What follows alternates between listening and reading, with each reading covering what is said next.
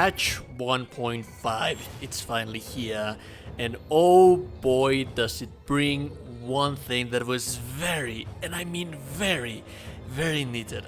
As a matter of fact, if there's something that I hated about the combat system on Wuchang Fallen Feathers, it was that one and only thing.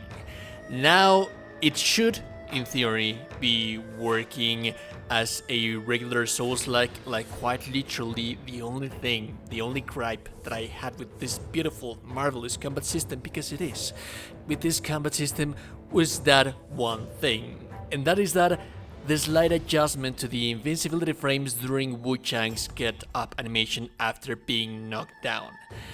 I'm not sure if slide should be enough, like you should have a huge amount, and I mean like a huge amount of iframes when it comes to the recovery. Because you see, that is the thing with Souls-likes. The thing that I like about Souls-likes is that the hitboxes should be placed so chirurgically so that every single hit, every single dodge, every single thing that you do on the combat and the battlefield should be this dance between you and the enemy and the battlefield, precisely on this beautiful dance of death that you have with the enemy.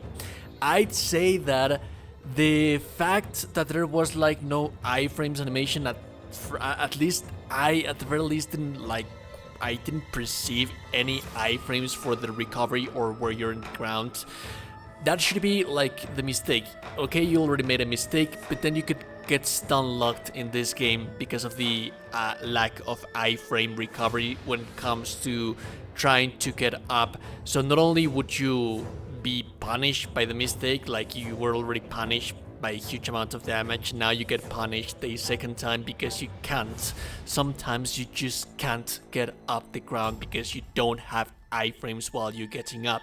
There's many, and I mean many Souls-likes that actually, this is specifically talking about the actual Souls games on itself, Dark Souls 1, even Dark Souls 2, believe it or not, and Dark Souls 3, where you have iframes while you're on the ground, and while you're on the ground you don't want to get up because you're waiting for the right opportunity. This is a strategic approach. You're waiting for the right opportunity to get up and dodge out of the way of that attack that enemy is going to punish you. You should have the tools. You should have the tools. That's what I'm trying to get at. You should have the tools to fight back against any kind of situation. On Wuchang Fallen Feathers, I don't think who thought that it was a good idea to not give you iframes while you're recovering, because there were many a times where you could get killed or you could get stun locked in that situation because you didn't have iframes while recovery. I can't stress enough how happy I am that this is now finally here. Now, everything else, it's just bug fixes. I don't think that there's like anything major to talk about right in here with all of these things that you can see right in here. There's just a couple of a bunch of bug fixes. One thing that is highly appreciated as well, I don't think this was as needed as the iframe recovery animation and all of those things, is the speed of the Wuchang's healing animation slightly to ensure players have enough time to heal.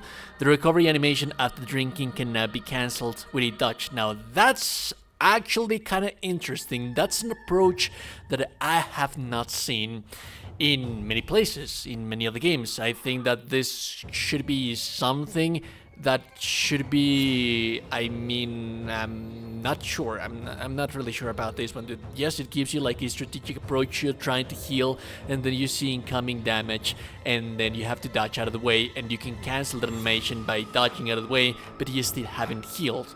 So yeah, that's something that I'd say that it could be like a concession that should be made. I still believe that you should find windows of opportunity, be intelligent about when are you going to heal.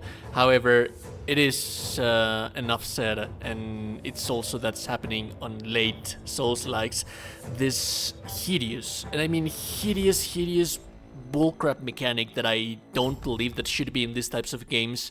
The input reading for when you're healing, like the enemy, the AI reads you whenever you're performing the actual healing input, and they immediately rush to basically nullify that action.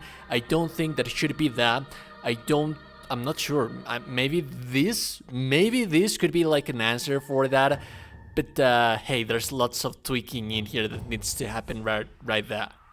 Now this is a little bit of a nerf to chapters 2 and 3, and this is something that by all means is needed. The landmines in these chapters are just something downright annoying, dude. Like, they are just that. I never saw them as something that you would have as an actual threat to the player when it comes to combat and everything else.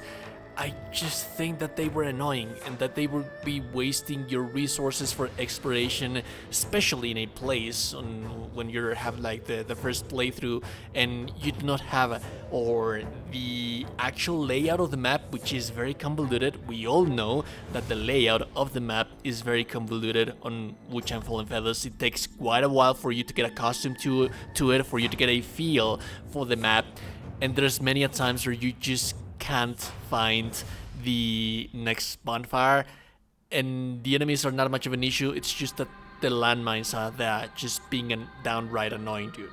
And it was so severe that they actually reduced the amount of landmines in chapter 3. So by all means, this means that they nerfed the difficulty on chapter 2 and 3, but I think personally this is something that was needed.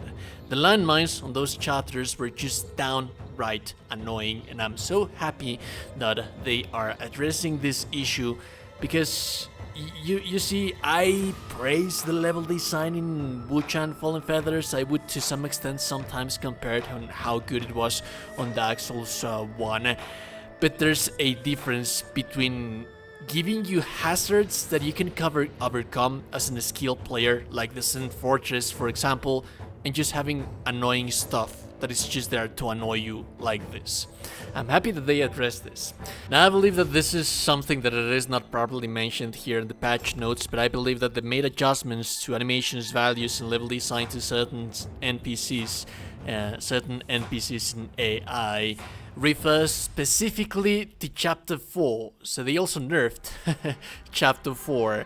Although I do not think that this was something needed, I do like it. I mean, it makes sense to the story and it makes you feel more invested. So basically, it also has like a better pacing, preparing you for it to get comfortable with the new monsters that you're going to be facing on chapter 5. So essentially, the Ming army is no longer your enemy. They no longer aggro you, you cannot damage them, they cannot damage you. You're basically fighting alongside the Ming army against the demons that you face in chapter 4. So everything is much easier because you're not fighting like not that much, because at the end of the day they would still like be fighting, but you could kill like one faster than the other and they would finish you off. Now it's actually 2 against 1. It's you and the Ming army against the demons, and it's so much easier to deal with them.